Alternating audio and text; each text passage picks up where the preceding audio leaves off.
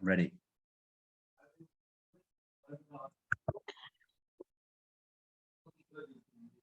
Hello, everyone. Welcome, welcome. We're going to give it just a minute for some people to join us as we start to fill up.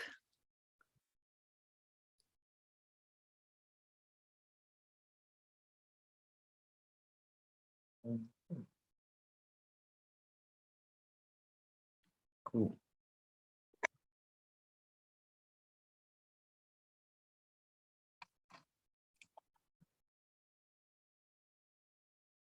So once again, I just want to welcome everybody. Thank you guys so much for taking some time out of your day and joining us today. We're just going to give it a minute for, we had a lot of attendees register, so we just want to be sure that we're giving them a minute to get in.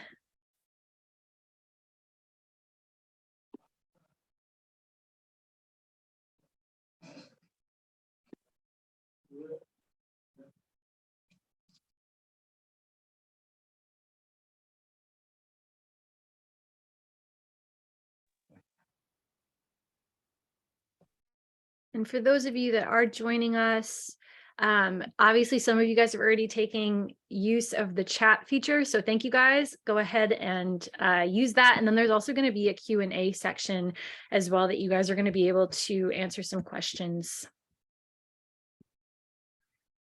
All right, so we're going to go ahead and get started and we'll have some more people join us.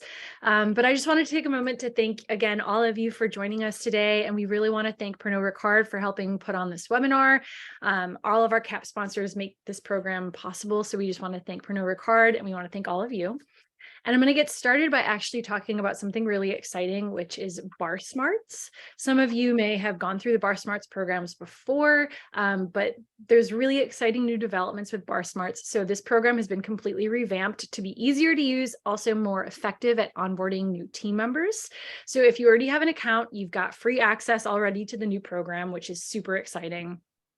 You can also, for those of you that are bar managers or owners and operators, you can sign up your bar or restaurant. It's really easy and straightforward. You would just apply on the staff certified button, and then you'll get a promo code for your entire team to use, which is amazing. I can't rave highly enough about getting your entire team onboarded with Bar Smarts. It's really fantastic. And the job board is also, they have a job board on there. It's also an amazing way to get your open role, to fill open roles in front, or sorry, my words, to get open roles in front of other Bar Smarts graduates.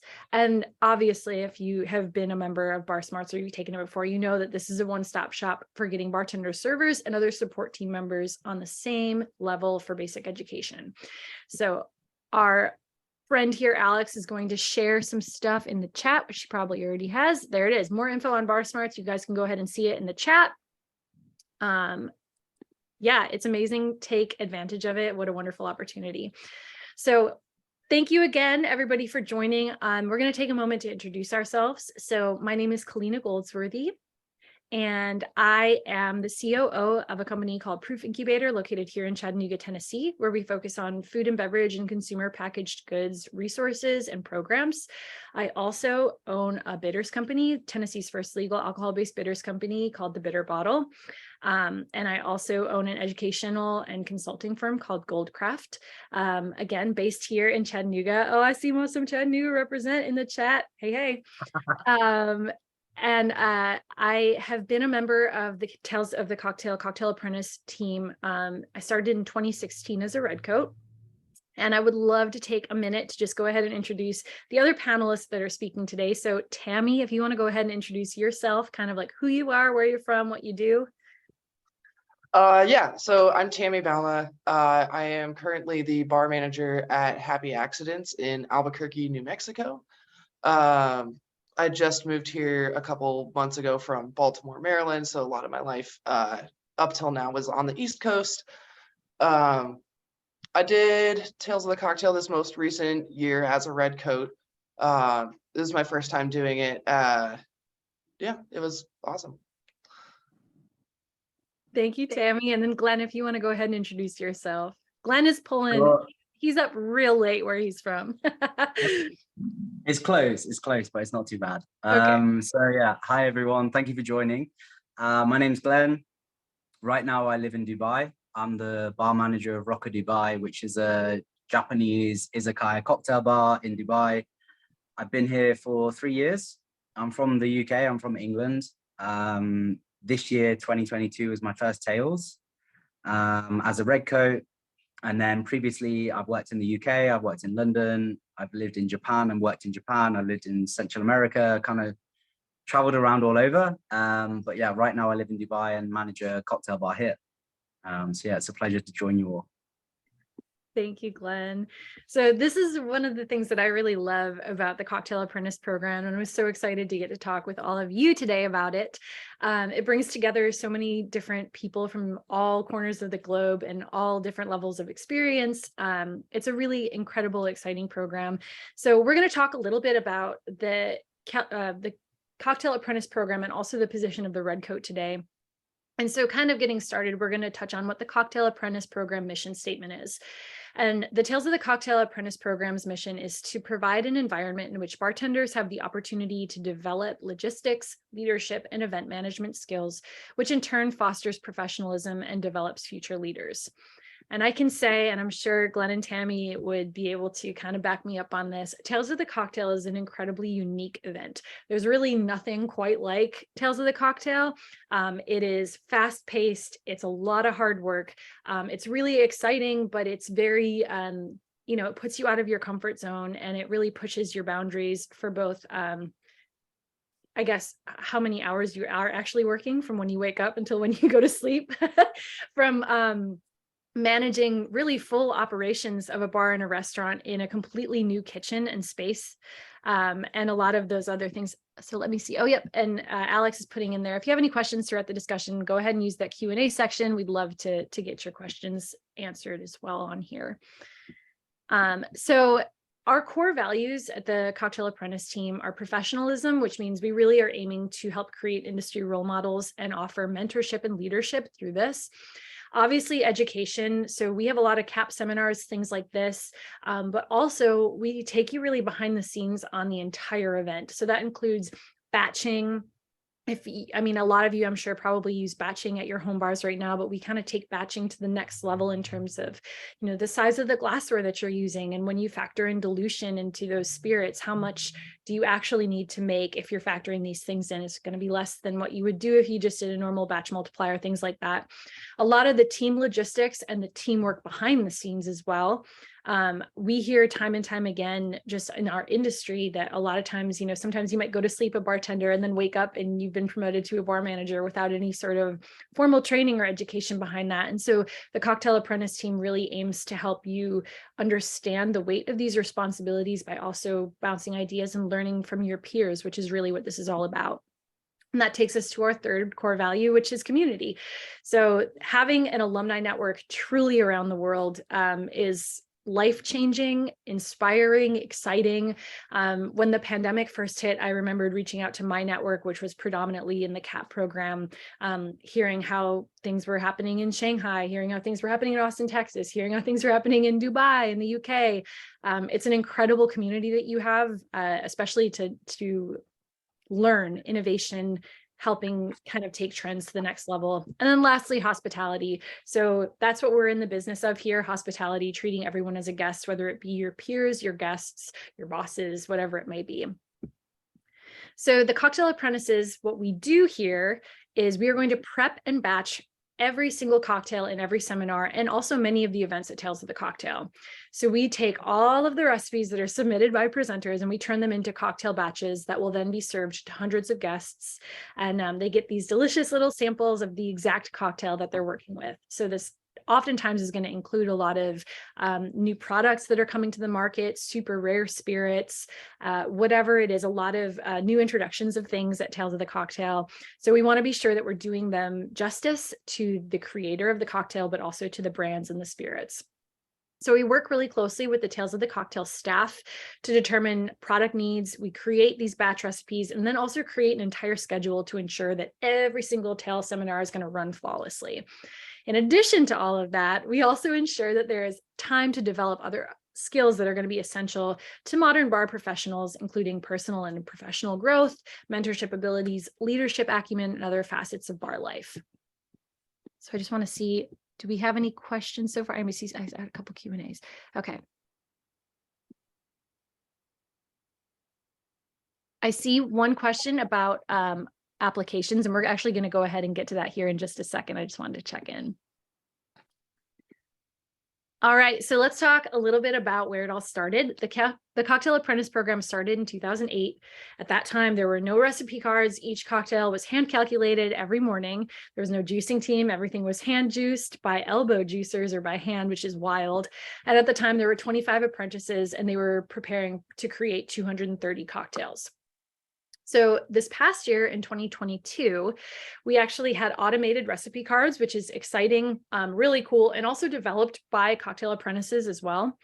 We have automatic juicing machines and a dedicated juicing team, which everybody gets to spend a little bit of time doing. But if you've ever wanted to just wonder in awe of the majestic Zumex, we have some really lovely juicing machines, and it's fantastic. We also this past year had 56 caps and 170 recipes, and we've had over 550 people pass through the program since 2008. So how we do it? We spend 3 days ahead of the start details of the cocktail preparing our work areas. We organize hundreds and hundreds of bottles of liquor, and then we coordinate any last minute details that come up down to the final seconds before kickoff. It is truly like that lovely rush that you get before opening a bar. It's so exciting. You can like feel it in the air. The new cocktail apprentices spend hours in training sessions, both in full group sessions and then also in smaller breakout sessions. So again, we're really trying to work and develop your skills. Also bringing in, 56 different people from all over the globe that have never worked together and making a truly incredible, super tight-knit team, all within a couple days before the execution of the program. So we have less than 72 hours to bring the whole group of strangers together, fully train them on the intricacies of our systems, which are very specific, while at the same time creating one of the strongest bar teams on the planet.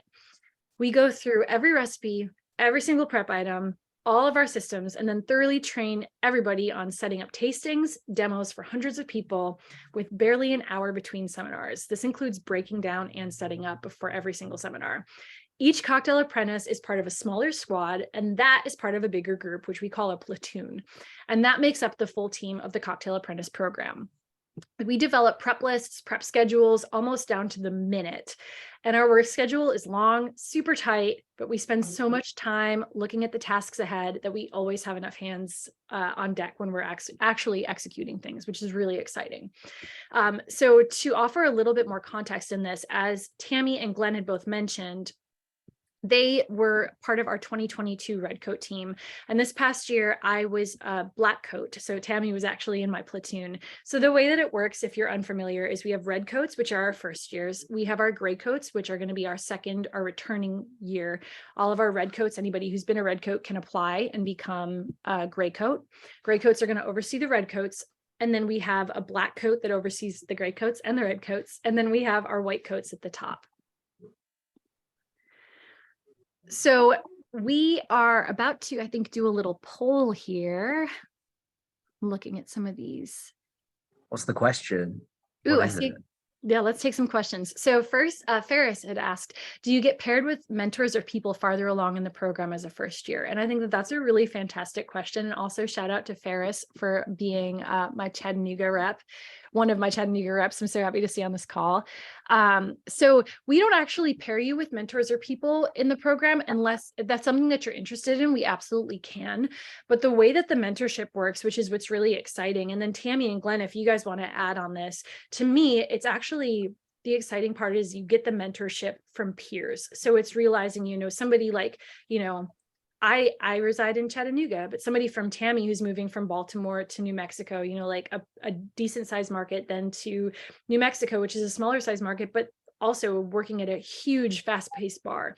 The things that I can learn from her in a mentorship capacity, are really incredible. And then the same thing from Glenn, learning about what he does. And Glenn, actually, I'd love it if you wanted to chime in too about your experience just coming to the US for the first time. I know we had talked about that before, if you want to shed a little light on that. Yeah, for me, it was one thing I really wanted to do was just experience like bar culture in the US, not only from a consumer and guest perspective, being at bars, because like I guess I'd never been to a true like dive bar. But then so I wanted to experience that.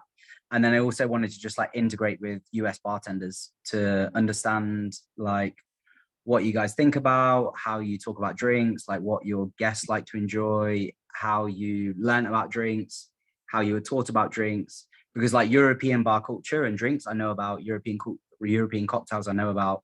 But in terms of like actual US like cocktail culture, serving them, drinking them, I've not had any contact with it. So for me, that was like one of the biggest things I wanted to just see and experience. And obviously New Orleans is huge for that. New Orleans is like the cocktail capital of the US, possibly after New York. In terms of history, I believe it's the number one. But yeah, I just wanted to integrate with US bartenders, see what you guys talk about, what you care about, what you don't care about. And yeah, it was really interesting. It was cool. I'd love to actually build off of that because we had a follow-up question, which was, is the bar culture at Tales focused on the US culture, or is it integrating bar culture around the world? And if so, how is that done? No, like I wouldn't say Tales itself is focused on US bar culture. It's a global awards ceremony and seminar learning platform, networking platform. So there's nothing that necessarily makes it US specific. If we're talking about Tales itself, if we're talking about caps, maybe the cap program is slightly US centric because there's quite a lot of US red coats, grey coats, blacks, whites. But yeah, I would say Tales itself is not. But maybe in the caps, yes, there's a lot of US caps, which was great for me. I think me and who else was British? Justine. I think it was me and Justine, no, the grey coat. Yeah. And Aaron, was it Aaron from Ireland? We have one Irish, no? Aaron. We have a good amount. But I think also to kind of elaborate on that, the beautiful thing about Tales of the Cocktail, and one of the things that I love about being on the Cocktail Apprentice team also is a lot of the time, this is the stage that people from around the world and different bar cultures come to share their ideas and thoughts. So a lot of the times too, you're going to get, maybe the first product release. Like a couple of years ago, we had a tasting for like Acorn Aperitifs, which is this incredible company that's based in the UK, something you can't get in the US. So we're spending a lot of time working on these seminars and working with these seminar presenters who are very culturally diverse and bringing what they're finding in their sectors into the Cocktail Apprentice program because we work so closely with them through their presentations. I think that might go to answer that too. Tammy, did you want to go in and chime on mentorship? Yeah, I think for me personally, mentorship works in a very fluid way, both as a mentor-mentee, it's a very flexible relationship. And I think that is something that comes through the program, not in a formal, like somebody is your teacher or instructor, but more you have this community of people to bounce ideas off of, to, if you find yourself struggling with a certain like specific problem, like just 2 weeks ago, I was really struggling with a recipe, and I called my friend who lived in San Diego, and he was like, yeah, no, I'm struggling with this too. This is how I'm approaching this. And that is a different form of mentorship. It's a lot more fluid. So it's not a formal pairing, but you do learn both from the people who are your peers, but also the people who are technically your supervisors, and vice versa. Yeah, I mean, I can't say I've learned so much from working with you guys as well. So we had kind of a follow-up to that as well. So working as a red coat, do you have any time to go to the seminars? So that's a great question. And I think it's important to cover is that if there is any sort of downtime for that, we always love to have people sit in on educational seminars that they're interested in. But the majority of the time you're working on a specific seminar, and we always have to have a member of the Cocktail Apprentice team in the room while the seminars are going. So there are opportunities for you to go to the seminars, but you might just be in specific seminars as opposed to having your choice of all the seminars to attend. That being said, the leadership team does work really, really hard. If there's something that you are incredibly passionate about and you really want to learn more about it, or you've been like, just gushing over hearing from a specific presenter, we will do everything in our power to be able to ensure that you're going to get there. And we really want to make sure that that's happening. We had a Yeah, question for I you. was lucky enough to do that. Say that again. Sorry, Glenn. I was lucky enough to be in a seminar where I could do that, and it was great. It was good. That's awesome. Yeah. So we actually had a question for you, Glenn, and that is, has your experience in the Cocktail Apprentice program helped with your transition, whether it be logistical or physical, throughout the world as a bar professional? It certainly connected me to a part of the world that I wasn't connected to before. So previous to the CAP program, I had like very few connections to the States. Now I have like maybe 40 or 50 like strong connections to the States, like all over, and other parts of the world as well. But yeah, it definitely helped me connect to the States in terms of, yeah, personal relationships and professional relationships with brands and with bars. Even after Tails, I did a guest shift in Mexico, just randomly through another CAP. I flew to Mexico City. I did a guest shift there in Mexico City with another CAP at his bar. So yeah, professionally, it definitely helped me explore that side of the world, which yeah, I'm super grateful for. It was very, very good. Yeah, I got a lot from it. Yeah, I think truly, if you lean into the program and you want to learn more, the opportunities are really endless for you. And I can also say, even as a statewide bartender that's participated in this program, I mean, I've seen so many of my friends go through this program and then move to a different city and take what they've learned, or, you know, they are able to more easily find jobs in markets that they're interested in because of the connections that they've formed as well. And I mean, Tammy, how was your move from Baltimore? Like, you literally came to Louisiana like via moving. But was your move, would you say your move was maybe a little bit easier because you actually went to a bar that is run by a CAP, and also you work with 3 other ones at your bar? Yeah, it did make it much easier. It's also what I gained probably most from it is that logical event management, and coming into a bar where that has been run by CAPs, like, oh, okay, like I understand the systems intuitively of what's in place. Like, okay, cool, we're gonna do batching and we're doing it in liters. Like this is normal. But having that experience from being a CAP would have really like set me up well for that transition. It was really fun to do it as a part of my move, but it was I imagine a little challenging. it was chaotic, but in the best way. That's great. So we had another question. How are the groups formed? So that's like the platoons. So do the Black Coats choose who they want to have on their team? And that's a really fantastic question. We don't choose. So the way that it works is we have our Red Coat applications, and we're going to spend more time talking about that. So once the red coats are selected, we also then go through the process of selecting our gray coats, and we try to make sure, and the black coats as well, we try to make sure that the teams are really well dispersed. So different cities are working with different cities. So we don't have, like a handful of Chicago people all in the same platoon or something like that. Or when we talk about international people, we don't want to have, like all of the people from the UK in one platoon. We want to be sure that we're offering that diversity to those specific groups, because that's also a really important part of the experience, right? Is just kind of learning from other people, their different regions, and also giving them an opportunity to kind of stand on their own. If you knew everybody that you were in your platoon with, that has the potential to kind of stifle maybe a little bit of your innovation or what you want to bring to the table. Whereas when you're working with a whole bunch of new people, that allows you to kind of have your own identity in that as well, which is super important. But that's a really great question. We have another question, and then I'm going to go back into talking about the Red Coat application. And this is a good one also. Is there time to go to any of the events throughout the week? So we do make it a point to, a lot of the events and the parties are sponsored. And a lot of the times throughout the week, if you are accepted into the Cocktail Apprentice program, you really shouldn't plan to do anything during Tales of the Cocktail, even arguably meeting up with other friends for drinks. It is a very strict and rigorous schedule. That being said, they definitely build in the time for you to be able to enjoy New Orleans. And I can say, like Glenn too, with you coming and being able to like experience New Orleans, there's definitely time for it, but it's very limited, and you have to be really good with your time management. There are parties every single night. You're invited to them. Your badge for the Cocktail Apprentice program pretty much allows you to just like walk right into every single party that you want to go to.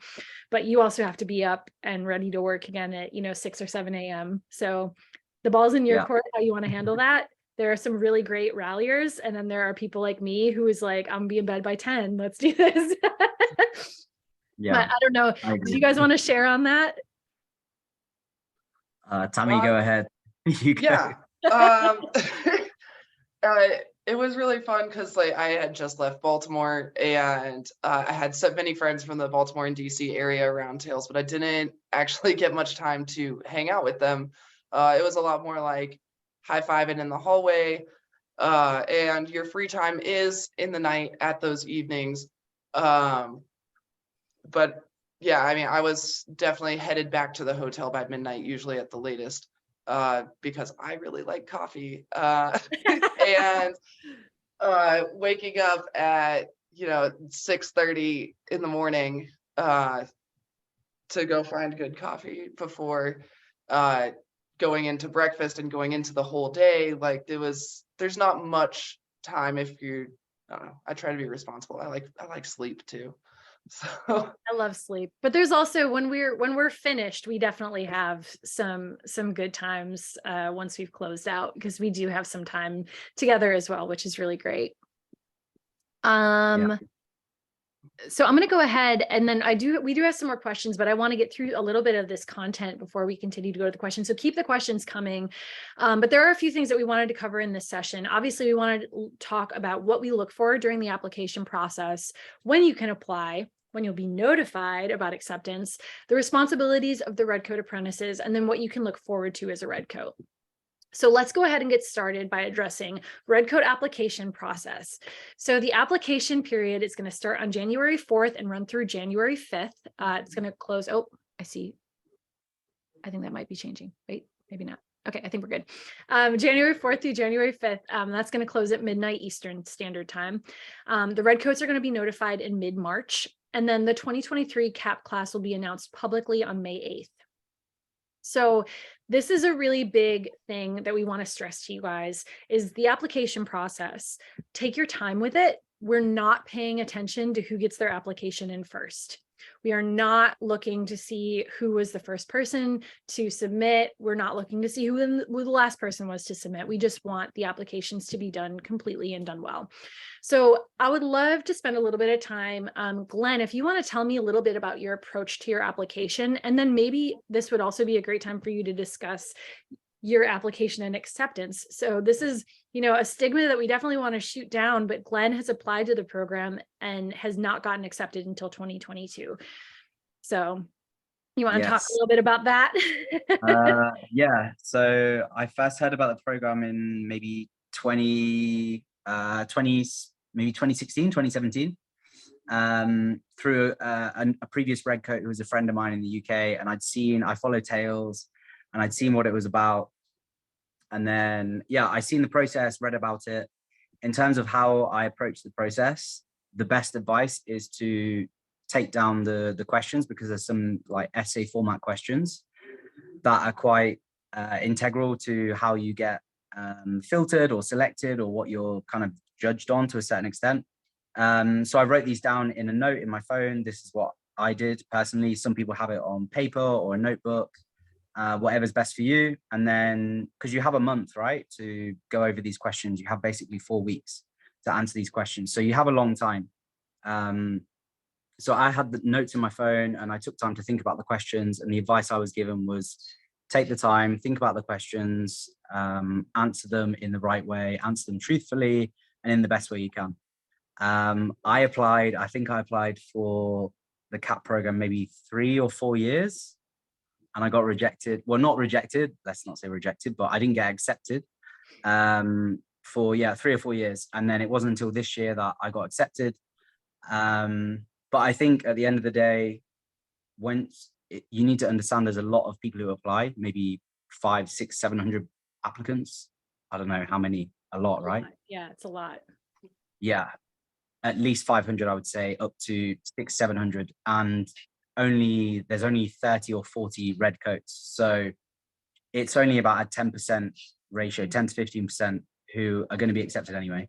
So I think this is something you just come to terms with naturally anyway, is that not everyone can get through, regardless of your knowledge or where you work or who you know or what qualifications you have. So yeah, for me, it took 3-4 years before I got accepted. And it was great. It was worth it. I'm grateful for when I did, for the year that I did get accepted. It was amazing. I loved it.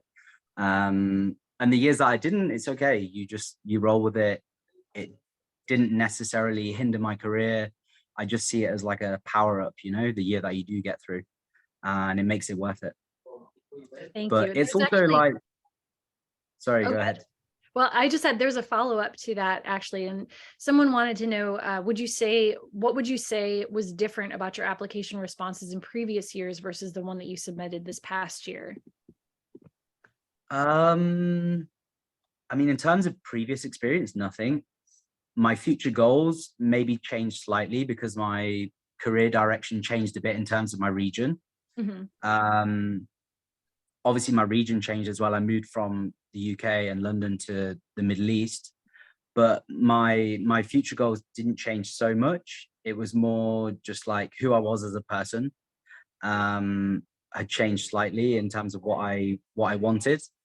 But then also I seen it as like it's a good opportunity as like self-reflection as well, in terms of like, regardless of the tails and red coat application, it's just a good like self-reflection of where you are in your career. These questions anyway, as a check, as sometimes you don't think about what you want in your career or where you want to be in 5 years. So in general, they're really good questions just to ask yourself anyway, regardless of the process.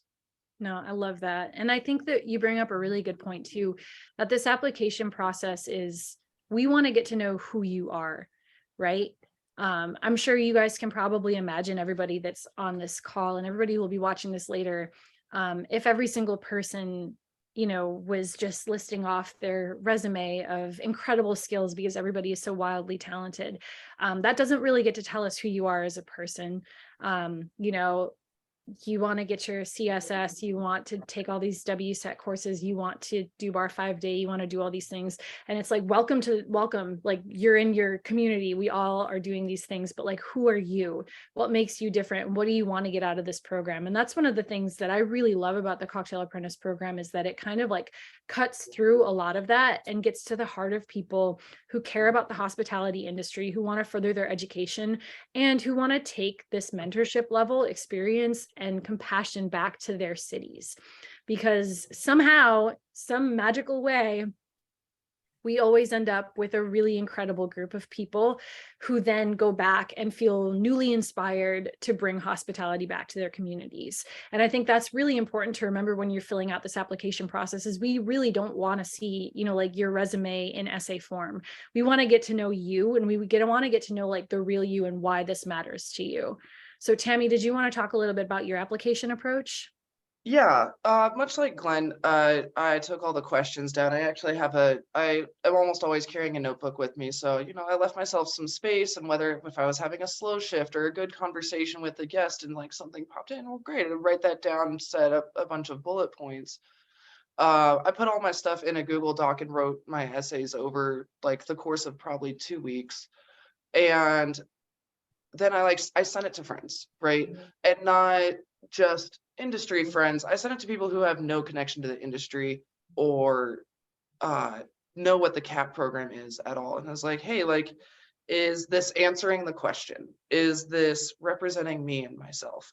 And that, I think, was the most important part. Is I had friends who were like, I had no idea this, quality about you, that this was part of your backstory.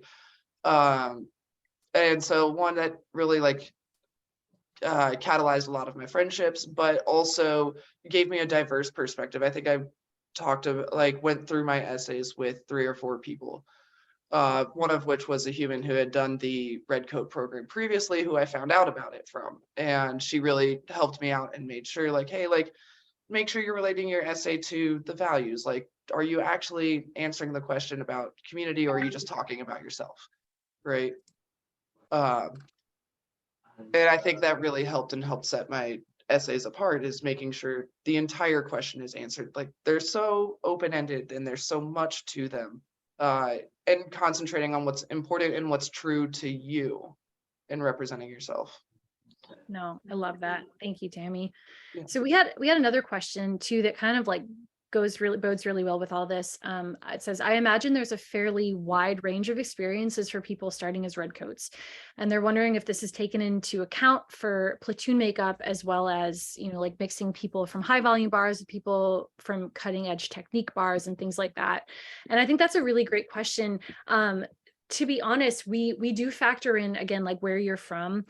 Sometimes I think workplace might be slightly factored in, but really we're just trying to get a really good mix of people together. And inevitably we do end up mixing because of it's a large class when you think about 40 people in a room, but it's a small class when you think about how many people are applying. So when you take, like 40 or 36 people in a room, and then you're splitting them up into 4 different groups, you inevitably are going to get those people with, super high volume experience with the cutting edge bars, with the people from, tertiary markets or slower markets or smaller markets, or maybe they work at a brewery, or maybe they're, doing something different. So that is a really great question. And it is taken into account for some of it. But honestly, the answers to the application questions are what make the needle move. It's not, where you are from or what work you're doing. Obviously, these things are taken into consideration because we want to be sure that we're giving, the full span of our community as a hospitality professionals. But really, how you answer those questions is what's going to drive you into the program. So I'd love to spend a little bit of time, talking about expectations versus reality, which is a really fun one for me. So what did you expect this experience to be like, and what was it really like from you? And obviously, I want for Tammy and Glenn for you guys to include, responsibilities and how shaping this answer can obviously help our prospective applicants who are here understand if they're ready for this. So Tammy, you want to go ahead? Yeah. Let's see. So What a question. Yeah, I know. I asked a lot of questions to my gray coat. God bless her. Justine, my gray coat lived in London, and so we had a huge time difference between the two of us, and was constantly sending her messages being like, should I pack this? Like, what about this? And getting there, we then had once the feet on the ground, and you're in the Tails environment, it's immersive. I think my expectations going in were fairly well met. I was looking to for me personally, my goals were to get a look at managing large volume and events, and getting that mental discipline of thinking through the entire process and the entire problem. And the Red Coat program really did give that to me, because you can see, okay, this step, and then this step, and then this step. In reality, it was a bunch of work. I mean, yeah, it's a very different way of seeing Tails. I'd been to Tails a couple times before, and always very interested in the classes and the education, but it's very different when you're helping put it on. And I thought there would be more time for myself to okay, maybe I'll be able to scoot in for 30 minutes in this seminar, and that was not entirely true sometimes, because there's tastings to set up, there's cocktails to batch, there's work to do, and you got to do it. Yeah. No, I think that's great. And then, a lot of what you've done since then too is you started work at a new bar, and then now you're the bar manager. Yeah. Not to say one correlated to the other. You have an incredible work ethic, but thank you. Yeah, we hope that it helped in some capacity with you thinking through how to manage people in that capacity too. So as a follow-up question, then Glenn, I want to get to your answers also. But I love this question, which is, would you recommend attending Tails as a guest before applying as a Red Coat? I would say apply as a Red Coat, and then, if you get in, you get a great experience as a cocktail apprentice program. And if you don't get in, go to Tails anyway. I went to Tails before I applied to be a Red Coat, and it was an incredible experience. It was wild. I did not see that when I became a cap. There's not capping at tails, and then there's capping at tails. Yeah, they And I are think wildly everyone should different experience both, experiences. right? Yeah, I think everybody should experience both. But it definitely helps to shape. You see the people in the coats and the aprons running around, and you don't fully understand what they're doing. You think you have an idea, but really it's a lot. But Glenn, I'd love to hear about your expectations versus reality, and thank you for that question. Yeah, I think when I look back to what I thought my expectation was, I don't really remember what it was now because it changed so drastically. Because I'd never been to the US, I'd never been to Tails, I'd never been a Red Coat. So like my expectation was like, I didn't know what I even expected. I knew there was going to be like quite a lot of work, quite intense, quite long days. And yeah, a lot of booze as well. That was basically what I expected. But yeah, a lot of it was very different to what I expected as well. Like there's a lot of moving parts.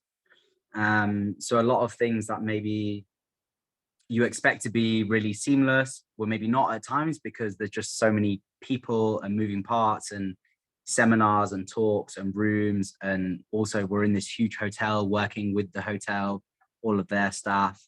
And then you have the guests and the attendees and then the speakers and their requirements. So I think for me, I didn't expect so many moving parts. It's really impressive how many moving parts there are to Tails and to the CAP program. But also what was really surprising was that as a Red Coat, I felt like once I arrived, like 99% of the work had already been done. Tammy, I don't know how you felt as a Red Coat, but for me, when you arrive as a Red Coat, like you feel like, yeah, you're very integral to the program, which you are because you're like maybe 60% of the staffing of the CAP program. But actually a lot of the work has already been done by the whites, the blacks and the grays. And the Red Coat for me was just like the last 1 or 2%. It's the light icing on the cake. But when I see the amount of work that the grays and the blacks and the whites do, everything is pretty much in place. The reds are just there to like kind of polish it off, the icing on the cake and just the last little touches. And that was really cool for me. Like I didn't expect everything so much to be in place when we got there. But when I got there, I felt like, wow. And I remember John actually, I think in the opening talk, I think it was John who was like, he said to us, he was like, you guys will not fail. Like, or I don't know, I think it was John. Was it John? He was like, yeah, he was like, you will not fail. Like everyone in this room, he was like, I can tell you right now, like, you're not going to fail. And like, that was a big relief, you know, because obviously you have a lot of pressure as well, because you know what you're going into, everyone's looking at you. And he was like, yeah, you guys are not going to fail. Like, we will not let you fail. And at that moment, I was just like, okay, great. Like, perfect. This is it. No, and it was right. Yeah. Like, you don't fail. Like, there's so many just highly operating elite people in one room. I was just, I wasn't expecting that. And yeah, when you feel that like relief, you believe it. And it's like, yeah, you don't fail. And that's how it is. That's awesome. I love that you say that because, you know, part of our apprentice team and part of the mentorship is it is our goal, which for some reason seems to be almost like a little bit of a hypocritical statement for what it feels like in the real world. Like when you're at a job, a lot of times you feel intimidated to train people for your position because you're like, oh no, like what happens then? But when you actually look at hospitality and mentorship, the goal is to teach somebody to be able to do your job. That is what you should be doing. That is what we all should be doing, because if we're able to continue to raise the bar and assist other people in, you know, doing better at their job and like thinking differently and improving systems, like that's the goal of all of this. So our goal is, you know, the white coats, it's their job to train the black coats to become white coats. It's the black coats' job to teach the gray coats to become black coats. And it's the gray coats' job to make everybody's first year easy, but also for them to show you, like, you want to come back, this is what goes into this beforehand. And I love that you bring that up because, you know, Tails has already started for the leadership team. You know, like things are already in motion. We've been preparing, you know, like a lot of the different training documents and stuff like that since we left in July. When Red Coats are notified and they can tell the world in May, you know, they've got like 2 months to kind of have conversations with their grays before it starts. And Gray Coats, the second that they get notified that they're a Gray Coat, their work starts. And it's this really beautiful system of doing all these things. But that's what makes this program so exciting and inspiring, is exactly what you just said, Glenn. I remember my Red Coat year too, just kind of like watching everything happen and then being told like what I needed to do, that like level of delegation, learning to speak clearly about what you need and like actually doing these things. It's just such a rush. It's so exciting, isn't it? Yeah. It's really cool to see all the systems and all the work that goes into it. And like I said, it's very logistics and systems oriented, but being also able to ask your grays and blacks about everything that goes into it and their own skill set in planning and seeing all of that was very much a game changer for me. Yeah, and the cool thing is, you know, we know everybody that comes into the program has worked at high levels or is managers or already has systems at their bar. But one of the cool things is, you know, you have to be, I feel like it's like the theme of every Tales, right? Is be flexible. We got to be flexible. Like we're just like standing here for now, but we're ready to move. Like, and there are very specific systems that have to be in place for Tales to function the way that it does. And it is different than your bar. But we're always welcome to hearing, you know, like something that you've done at your bar that might make an improvement on our systems or things like that. So it is a lot of flexibility. It is a lot of, you kind of have to be humble to come into this program and get the most out of it. You have to acknowledge that you have a lot that you can learn. And that's one of the things that I also love. I mean, my kind of time with the Cocktail Apprentice program, my Red Coat year, Don Lee, John Darragon, Leo Robichuk, they were all, you know, my white coats. And I was standing in a room with people that I was like, I don't even know how to talk to you, like, you know, just kind of like floored and just like amazed. But coming into it being like, I don't know everything. I certainly don't know everything, especially when I'm talking to these people, like every single thing that you can tell me, I'm just going to eat up. And I did. And, you know, it really definitely changed the course of my professional life, but also my personal life. It was after I completed my Red Coat year that I finally felt like I had the confidence in my abilities to step out and start my own business, which is what I've been doing ever since, which has been really exciting. And I certainly wouldn't have been able to do that without my CAP family. And I guess that kind of leads us into the next question that I wanted to talk with you all about. And that's what's happened kind of like since the Cocktail Apprentice program, how you feel like it's impacted your professional and personal lives. So Glenn, do you kind of want to start with this one? Or if you need a second, maybe Tammy. Yeah, Tammy, you go ahead. Oh, putting me right on the spot. Love it. My favorite thing to do. I know. No. If you've ever wondered what the hell your boss is actually doing when they're in the office doing paperwork or admin or whatever, like there's so much that goes into it, and you see all of it firsthand at Tales, and you develop, or like with the Red Coat program, and wind up with your own opinions about it, and that comes back with you. I'd say honestly, like the biggest thing that has come for me is the community of people, right? Like it is currently December. We are all doing Miracle, and being able to talk to other people about how they're putting their Miracle program together. That has been really big for me in the last month or two. And just having a network of people to talk to and be like, hey, like, how's this thing? I moved across the country, and I'm like, I was very accustomed to having a very close-knit, tight community in Baltimore, and I miss that very much. And now I'm like, okay, great. Now I have the skill set and got to figure out how to make it happen here in Albuquerque. And also now I have friends that aren't that far away, like over in Utah and California and Vegas, and which are nice, but for having closer relationships that aren't all the way across the country. Yeah, that's awesome. And Glenn, how about you?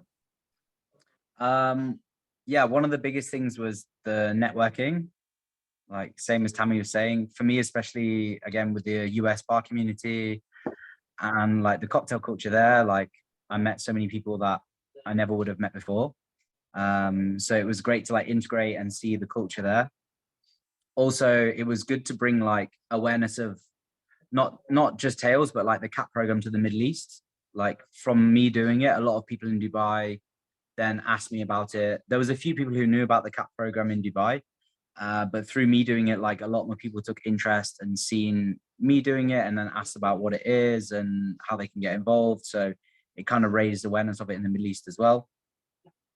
And then, yeah, also meeting like new people, bringing awareness to my destination and my region as well from people there who may not necessarily know what's happening in Dubai or the Middle East. So yeah, bringing like that awareness as well to this area. That's awesome. I love that. So I guess I want to, as we're closing in on the hour here, there's a couple things that I just want to like really hit home on that I've seen kind of pop up in the chats and also in the comments and the questions. Number one, it doesn't matter where you are, please apply. Everywhere all over the globe is welcome to apply, and we want to see you guys represented. So please, please, please apply. Second of all, having expectations about what to expect is important. Becoming a CAP, has a lot of responsibilities, but with that comes really great rewards. So if you come into this program and you take the application process really seriously, like I said, we want to get to know you. Don't rattle off what you think that we want to hear, because we want to see through. We want to get to know you.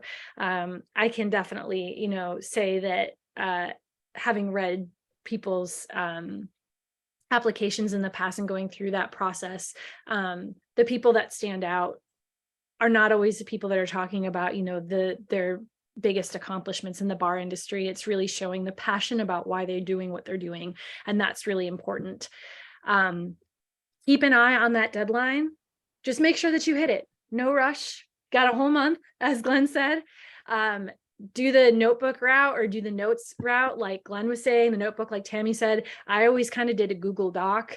Whatever it is, make it easy to continue to just kind of like check in on, and then definitely send it to people to look over, whether it be a mentor of yours, a boss, a friend. Doesn't have to be in the industry. You kind of want them to read through your questions just so that they can get a better understanding of it also, and also be honest about it. So we kind of covered this already about like having other people help you with your application process and how did you complete your application.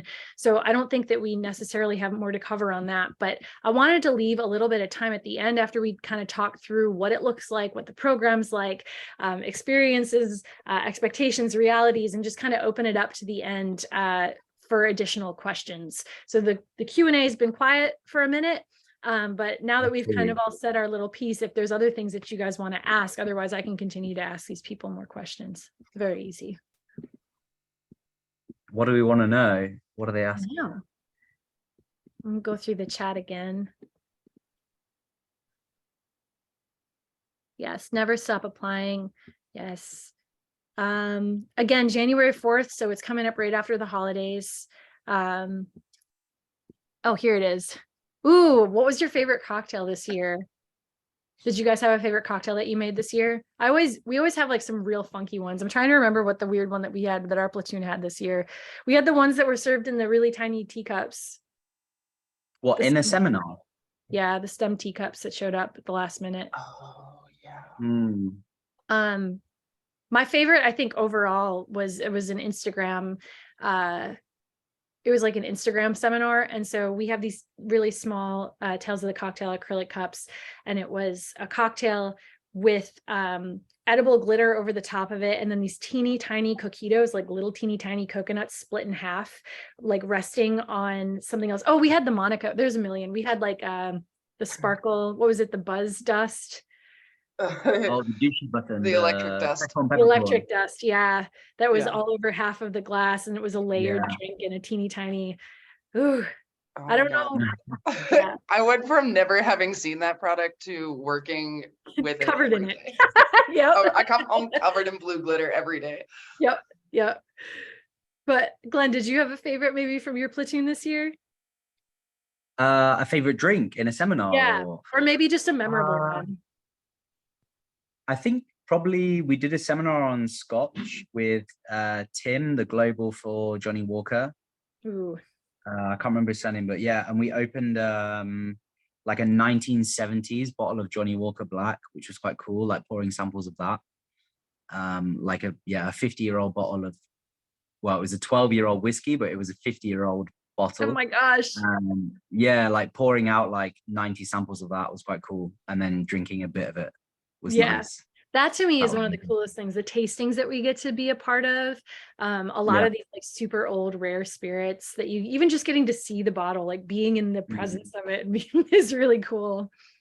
Yeah, that was interesting. And then there was a platoon in the same room doing like an agave. They were like batching an agave session at the same time. Mhm. So they had loads of like sotols and raicillas and like Yeah. super. that was me. Was that you? Yeah. And I walked in the room and I was just like, it smells like agave in here. Like, what is going on? And it was just like loads of raicilla and sotol going. So much.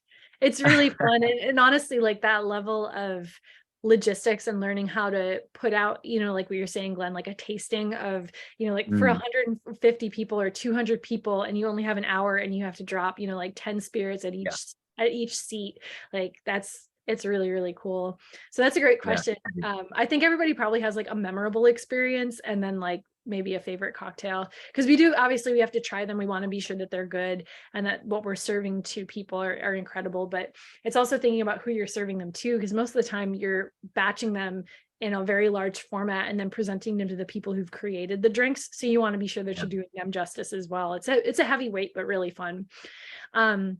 We have another question. Does everyone stay together in the same place? Yes. It was at the Ritz, and so everybody stays at the Ritz. Everyone has a roommate that is in the program as well. And so your accommodations are taken care of. It's really nice. You're staying in the same hotel as where everything's happening, which is lovely. What's very the lovely. toughest? Very lovely. Very lovely. Big fan. The room service was top notch. No complaints from me. No complaints. What was the toughest thing about being a Red Coat? And is there any specific moments that you might remember? You want me to go, Tammy? Go for it. Sure. I think for me, the toughest thing was opening up and being vulnerable with my co-Red Coats. I also think that was the most rewarding part. My battle buddy, I learned a lot from him. And we basically have a book swap and we text every now and again. But I learned a lot about flavor combinations from him. I also learned a lot about interpersonal interaction. But I also think that can be the most intimidating part, is showing up to this room of 50 people you've never met, where you don't have any friends in the room, and congratulations, you're spending the next week with them nonstop. Yeah. So I think for me personally, that was the toughest part. Yeah. How about you, Glenn? So mine's way more superficial. I'm so sorry. I wish I had a deeper answer. No, it's great. For me as a Red Coat, the toughest thing is like, if you want to go out and party and enjoy like all the epic parties that are available to you, it's like tough to just get up the next morning really early and operate on minimal sleep if that's what you want to do. You don't have to do it, as we spoke about. You can, because actually our days finish pretty early. Our days finished at like 5-6 p.m. So there is still a 12-hour day. Yeah, don't forget that part. Like, yeah, actually as a bartender, like the days are very short in terms of what we work. It's actually the partying that is what makes it difficult. So what makes it difficult is, if you choose to enjoy yourself a lot, is then getting up the next morning, because the call times are very early. So for me, that was quite difficult, because I wanted to experience everything. I wanted to go to the Hendrix party. I wanted to go to the William Grant party. I wanted to go to the Bacardi drag show. But you just gotta. Yeah, it's just you gotta know that the next morning you can get up and smash it and not let your team down. So that was the toughest thing. Like, for me, just if you want to go out and enjoy, you need to be able to perform the next day, and you do need to be able to perform the next day, because if you don't, you stand out like a sore thumb, because again, you're in a room full of like 40 high performing people in your industry. So well, we yeah, have a you don't saying want in to the be that cocktail person. apprentice program too, right? It's early is on time's late, and late is unacceptable. So Yeah. that's something that I carry with me now. It's begun to be increasingly more difficult since I have a toddler. I feel like I'm always late, but not late when it comes to tails. A couple other Yeah. really good questions that I want to kind of breeze through because I want to be respectful of everyone's time. There's one really good one in the chat. Is English 100% requirement as a main language? I mean, so we have worked with a lot of people in the past that have come from different countries and areas where English may not be a first language. It's definitely possible, but there is a lot of communication that needs to happen with other English speaking professionals. So I would say, it's if you're able to communicate in English effectively and efficiently, then there isn't an issue with it. It's just that a lot of the presenters, like our correspondence happens with the presenters and their teams as well. So we need to be able to communicate with them effectively and efficiently. There's always assistance there, but there may not be assistance in the terms of a direct translator for you. But I do think that that's a really great question. And I hope I kind of answered that to the degree that you're looking for. Is it good to know the names of great global bartenders and ambassadors? I think it's always nice to know, but it's not necessarily like a requirement, especially for something like this. It's nice to know who's in your area, and the Cocktail Apprentice program can open you up to those people a little bit more, where it might be easier to have those discussions. I'm not sure if this was covered yet, but before applying for Cocktail Apprentice, had either you been involved in any other prior cocktail conferences? I can say CAP was the first one that I did, but I've also been a part of like Portland Cocktail Week, San Antonio Cocktail Conference, a couple other ones as well. Have you guys ever done other cocktail conferences in this capacity? Attended them, but not worked it. Okay. I did pour symposium in London with Alex Monica Simone, like a smallish one, but nothing like Tails, no. Yeah. That's a great question also. Do you think that bar and hospitality careers are something you all can picture yourselves being a part of throughout your lives? And has the CAP program been helpful towards your outlook on bar life as a professional? That's a great question. I think it helped me find, I'll say my personal, and then I'll let you guys, because I can't speak for you on this one. I feel like for me, it definitely helped me feel like I had found a home in this industry. It helped open my eyes to the fact that I didn't have to stay a bartender, because I was starting to get maybe a little burned out on being a bartender. It told me that there were a lot of different opportunities and ways that you can continue to grow in the industry outside of maybe just being a bartender.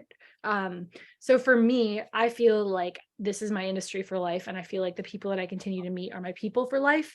And the Cocktail Apprentice program gave me a team of people that kind of like back me up whenever I feel like alone, or if I'm questioning myself, or if I have like severe imposter syndrome.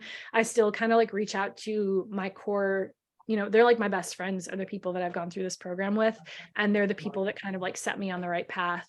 So I don't know how you guys, Tammy, how do you feel about that? Yes. It was something that's always, I'm just going to totally monopolize this conversation for a minute. I went to school for criminal justice and for law enforcement, and one of the things that the CAP program really like solidified for me is that is no longer the career for me. That is no longer the life I want. I want to help people, and I want to make their days and lives better, and hospitality is how I do that. And kind of on the contrary side of that, I know that I want to be a bartender for the rest of forever. That's awesome. Like, I don't personally really want to move into sales. I don't necessarily want to, I want to sit in front of people and make them drinks and talk to them. Like, what a great job though. Yeah. It's so great. But knowing how much is out there and what other roles are there, also like they help me show my coworkers like, hey, like the world's huge, right? And you can do whatever you want. Just because this is what I'm doing and what you see here doesn't mean that this is the only option. Right. That's great. How about you, Glenn? Yeah, so I see the CAP program as like an add-on to the industry. So essentially for me, the way everyone is on the CAP program, they're like dedicated hospitality professionals. I've been in hospitality for 15 years. For me, I love it. It's my life. And I think there's not many scenarios you're in certainly in hospitality, because with hospitality, it's quite accessible to everyone, right? Like anyone can pour a beer, anyone can make a glass of wine. So often you'll find yourself in situations where you're working with people who are not necessarily there because they love it. The cool thing about the CAP program is every single person is there because they love it, because they want to be there, and because they see a career in it and they're absolutely passionate about it. And there's not many scenarios where you find yourself surrounded by people like this, where you can look at every single person in the room and see, like I said, elite people, top performers, dedicated people who are there because they love it. And for me, that was like one of the best things, is that you look around that room and you know that every single person is there because they want to be there, and they bloody love it. Sorry for sounding so British. I wanted to say something else. No, that's great. Because they really love it. And often, I don't know about how it is in the States, but certainly in the UK, you work in places and people just work there because they want a part-time job, and hospitality is accessible. That's the nature of our industry. But the cool thing about Tails and CAP is, like, the people who are there really want to be there. They're passionate. And it's just a great room to be in. Like, it's a really, really great room to be in. That's awesome. So actually, on that note, Glenn, someone is wondering if there are any programs in the UK that you would consider as similar to the CAP program. No, there's not. So yeah, CAP is basically like an add-on to Tails, and Tails is one of the biggest networking, seminar, awarding platforms we have in the whole industry. The way I see Tails is like parallel to 50 Best essentially, but 50 Best is just awarding the 50 best bars. Tails is much more of like a educational networking seminar platform. And no, for me, there's nothing similar in the UK in terms of like parallel to the CAP program. There's some programs like the Herbertus Circle that Jägermeister do, Chica Beaker Glass by Bacardi Brown Forman, something similar, but in terms of the intensity, the level of delegation and the level of networking and the scalability, no, there's nothing similar, unfortunately. That's the nature of it. That's good. We did have another question, a really good one. Does Tails work to achieve an inclusive culture where everyone is respected and safe? And to answer that, we definitely want to say that everyone who gets accepted into the program, everybody who is a part of the Tails program as a whole, has to read and sign a code of conduct, which is and which we've partnered with RAIN on, and we have systems in place for reporting things.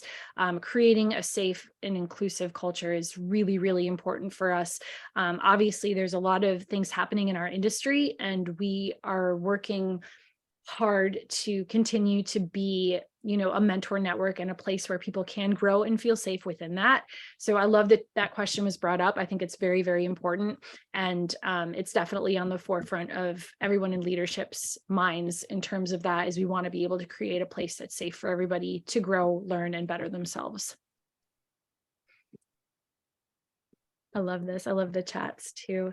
Well, if there are any other questions, they can go ahead and come through the chat, but we definitely just want to take a moment to thank all of you guys for joining us today. And I want to take a moment to really thank Pernod Ricard for sponsoring this discussion today. It was really, really wonderful.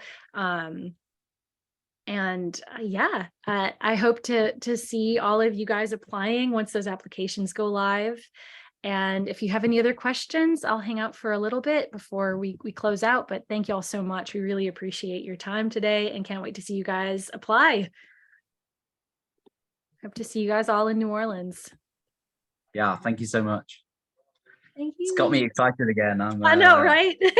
Full of anticipation. And I do want to go as a guest, actually. I would love to go as a guest. Well, Glenn, I hope that you apply as a Grey Coat too. also that as well, but yeah, if not, I will be in a seminar of some sort. You'll be in there some way, absolutely. Yeah, thank you all so much. Just drinking slightly more. You're gonna have to deal with my face one way or another. Exactly. Perfect. Thank you, everyone. Thank y'all. Thank you.